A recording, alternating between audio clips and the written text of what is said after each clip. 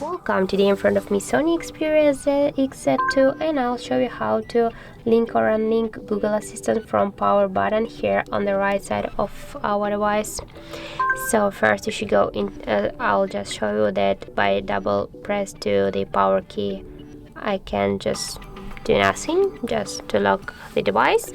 And now we should just go into the settings application and scroll down to the system section. Now just tap here to the gestures and go to the power key behavior section and just switch the none to the launch assist app. And now by double press to our power key I can enable the and I can use the Google Assistant on our device. And if you want to just turn it off again, go to the settings again and switch the launch assist app to the none. And by this way, as can you see, we just again disable the Google Assistant from our power button.